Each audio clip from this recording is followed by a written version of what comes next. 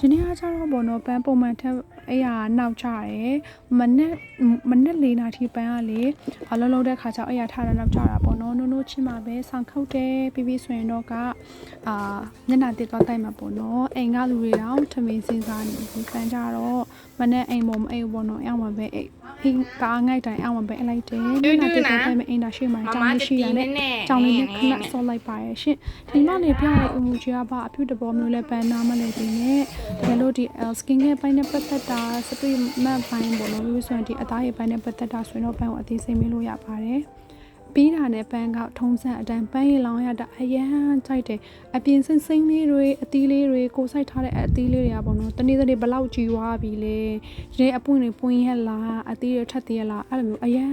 စိတ်ဝင်စားတာအရန်လဲကြိုက်တယ်အရန်လဲစိတ်ချမ်းသာတယ်ဒါကြတော့ခရမ်းကျွတ်တီပေါ့နော်သူပုံးနေတယ်တိလားမာတင်မော်တီပင်ပါ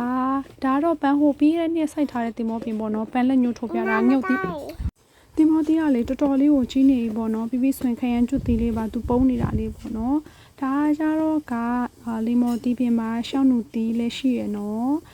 ခုနပန်းသမီးလေးအတန်နေလေးကျဲတဲ့ပန်းခဏလေးရလိုက်တာပေါ့နော်အလုပ်ပြီးတာနဲ့ဖိုက်လေးစားအတော့ပဲခောက်ဆွဲတုပ်လေးစားလိုက်ပါတယ်ခောက်ဆွဲတုပ်ကလေးပဲအမြဲတမ်းစားတယ်အမြဲတမ်းကိုစားကောင်းတာလုံးဝမအေးဘူးဟင်းချိုလေးပါပါတယ်ဆိုတော့အခါကျတော့ပို့ပြီးတော့အဆင်ပြေတယ်ပန်းရဲ့ဗီဒီယိုကိုစောင့်ကြည့်ပေးတဲ့သူတိုင်းကိုကျေးဇူးများတင်ပါတယ်နောက်ထပ်ဗီဒီယို edit ကောင်းလေးကိုပေါ့နော်ပြင်နေအောင်လေးကြိုးစားပါမယ်ရှင်